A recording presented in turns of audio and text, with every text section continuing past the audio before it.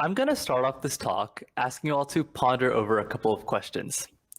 Basically, really think deeply and see if you'd answer yes or no to these questions. Since quarantine, how many of you have felt that life is boring? How many of you have felt that you're doing nothing with your life? Now, I'm sure most of you said yes to both of these questions, and to be honest, I was feeling the same way. Just like most of you, I was feeling there was nothing to do anymore, nowhere to go, and no one to see. I mean, this past summer, I was supposed to be rocking it in Seattle, exploring the city, quote unquote, living the life. But here I was, bored, alone, not even allowed to go outside or see my friends. And before I get too deep into my talk, I guess I should introduce myself, my background a little bit. So I'm a second year at Georgia Tech, and high school isn't that far behind me. And the thing about me, just like most of you, throughout high school, I worked really hard to get good grades. I recall pulling those all-nighters for those AP chemistry or world history exams, and at the end of the day, I'd say I was pretty successful. I mean, I got the good grades. And so seeing my hard work being put into good use and seeing an immediate result was always very gratifying. And coming into college, working just about as hard, it felt the same way. I mean, add in a new dimension with careers and internships, but overall, it was pretty much clockwork. But the thing is, all this time, I began to feel a sense of monotony. Studying for exam after exam for that short-lived feeling of happiness, all I really found myself making time for was school. I never really sought fulfillment through anything else. I noticed something was off, but the thing is, this feeling was reinforced by everyone who kept telling me how I was one of the smartest people they knew, or how I was talented just for being able to maintain lasting academic success. But I felt like there was more for me to do, more that I really wanted to do. I wanted to break out of this monotonous cycle and explore something I hadn't really made time for before. My creativity. So fast forward to this past March when we were all sent home. Now, this was a weird time for me, and I'm sure all of you can relate. I was super lazy, and in efforts to gain some motivation, I started watching motivational speeches. And amongst all those speeches, one line that stood out to me the most from all of them was, if it's not going to matter in the next 5 years, don't spend more than 5 minutes worrying about it.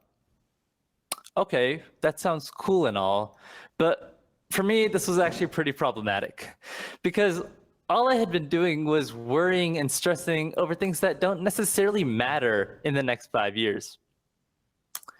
My life was centered around working from one accomplishment to the next. I was worried and stressed over each interview, each exam, and to a certain amount, that's fine, but that started to occupy my life centrally.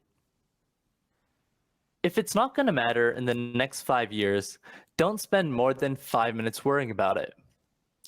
So I began thinking, what does really matter in the next 5 years? And I kept thinking. While focusing on one accomplishment after the other, I had neglected a side of myself that I never really made time for before. And in trying to explore this, I found myself turning to public figures, especially those who influence so many others. How did they do this? I realized they accomplished this by tapping into their creativity and putting a lot of hard work into something very meaningful to them. These people are inspirations. They work really hard at their craft, and then they use it as a platform to then motivate others.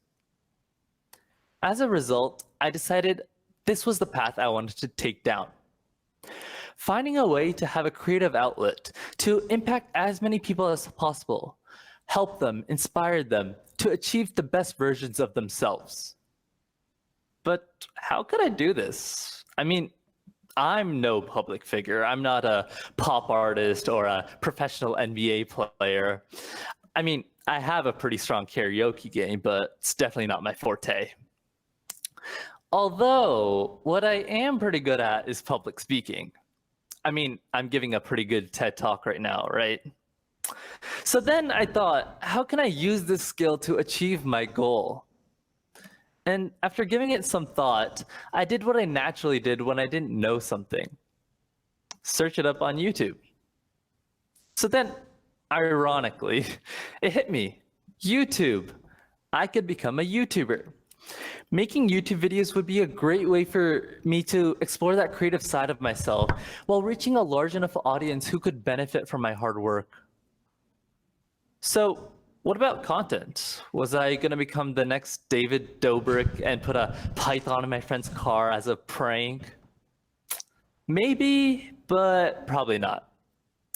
Like I said before, I was focusing a lot on school. I had made that essentially a way of life, and I was really good at this stuff.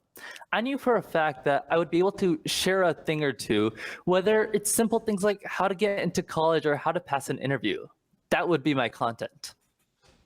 And the best part about all this is I could share it from the comfort of my own home. All I had to do was sit down in front of my desk with the camera on and start talking. And at first, I had a few reservations about this. Was it really worth it? Who would even watch my videos? Am I cool enough? But I decided to let all these thoughts subside. Like I said before, I was sort of restructuring my life, trying to find that thing that really matters to me. I then realized, regardless of who watched my videos, making them was helping me explore my creativity. So even if I'm able to impact only one person, and that one person goes on to do excellent things in life, that's what matters in the next 5 years. I decided I'm not gonna produce YouTube videos for the fame of it, but rather just as a means of helping others while giving myself an outlet to express my creativity. Now, I'm sure y'all are wondering how it's been going. Thus far, it's been pretty fun and successful. I realize I have a lot to share in my life, but most importantly, I've been able to find that thing that matters to me in the next 5 years, exploring my creativity while helping so many others. I take a fun and energetic approach to my videos, having the audience laughing and engaging as I'm delivering a certain topic. Also, by focusing on my creativity, I've been able to achieve my goal of having impact. So many people have told me how my videos have helped them when it comes to their resume or interviews, whether it's teaching them how to make a proper LinkedIn headline or helping them gain confidence in themselves. Just reading the joy of a friend's text message saying that my video helped them getting their internship is very fulfilling. It reinforces my belief that focusing on something greater than the monotony of day-to-day life activities was definitely worth it. But the thing is, it's not just about me. None of this would have happened if I hadn't dived deep and really thought about how to restructure my values and perspectives. Instead of sitting at home doing nothing, I decided to reconsider what I value in life. I mean, we're all college students, and I have a strong feeling, a very, very strong feeling, that most of you focus on building yourselves in the career and academic spheres. I mean, rightfully so, this stuff is important. But I want you guys to try to take a different perspective.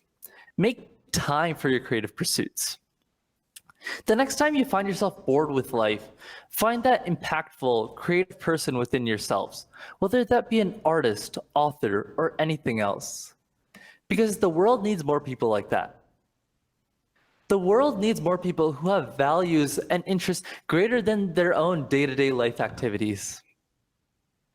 Get out of this monotonous cycle and push yourselves to the greater high. At the end of the day, what are you going to end up losing? Time? Time that you're already wasting? Energy? Energy that you're already putting into nothing? This is something that we have to value. Now let's get creative.